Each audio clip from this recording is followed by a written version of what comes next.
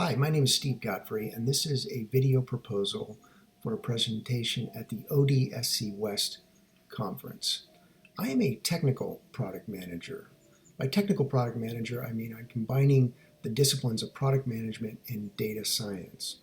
That product management perspective can also often be useful in addressing data science problems, but because it provides a framework for thinking about the problem from a user's perspective and understanding user requirements, use cases, and the value proposition. The proposed topic for my presentation is a TensorFlow modeling pipeline using TensorFlow datasets and TensorBoard.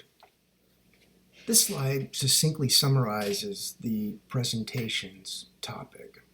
The goal is to build a modeling pipeline using TensorFlow development components. So what is a modeling pipeline? A modeling pipeline allows the modeler to efficiently evaluate various model configurations against a single data set or to compare and analyze the results of a single model against various different data sets.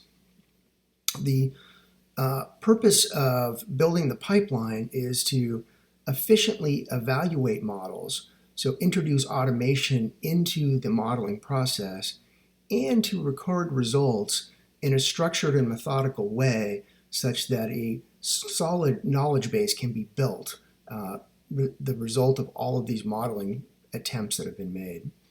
The technology that will be discussed in the presentation is Python and TensorFlow. From TensorFlow, we will be using Keras, the high-level API wrapper for model building. And the primary discussion will be on TensorFlow datasets and TensorBoard. Looking to the right-hand side of this chart, you can see the basic flow for the modeling pipeline with three broad categories of tasks. One is data loading and processing. The second is analysis and modeling. And then the third is review of results. In the first category, data, we are going to be using TensorFlow datasets to load machine learning ready data into our modeling pipeline. While TensorFlow datasets does provide the modeler access to a wide range of data, there is still work that needs to be done to pre-process these data to get them ready for modeling. And so at this point in the presentation, I'm going to take some time to explain what TensorFlow datasets is and to look at the programming components in some depth so that the audience members can understand the data structures that are used here and how they can be then baked into an automated pipeline.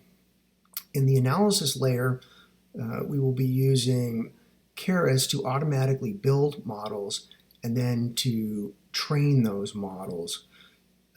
During the training process, we will be recording extensive information about the metrics and results of that training in log files, and those log files are loaded into TensorBoard, and then TensorBoard provides us a dashboard with which we can compare results. Again, we can look at how various model configurations have performed against the single data set, or with this pipeline, we can easily load in an additional data set and see how our model will perform on a new set of yet unseen data.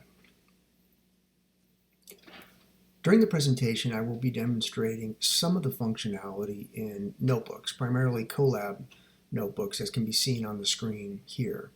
In this case, what you're looking at is TensorBoard after the modeling pipeline has been run for 3 tests.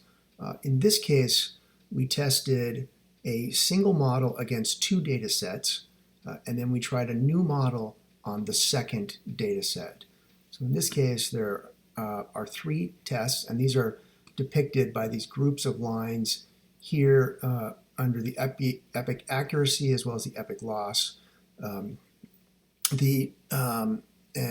with each one of these representing a test.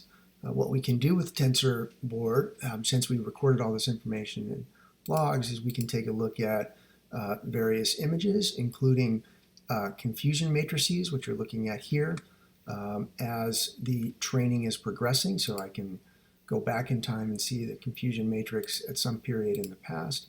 I can also take a look at the example images of my training data set here. And so what you're looking at here is a representation or a depiction of some of the training used as part of the second data set. The TensorBoard also provides me the ability to look at models, and so here's one of the models here, and we can easily then see the layers of that model and drill in for additional detail. There's additional information which will be discussed in TensorBoard, which helps me as the modeler understand how this model is performing during training, how this model compares to other configurations that I've looked at, and how this model performs on additional data that it may not yet have seen. I hope with this video proposal you got enough information to get a sense of the proposed presentation. I am happy to answer any additional questions you might have about the material, and I thank you for your time.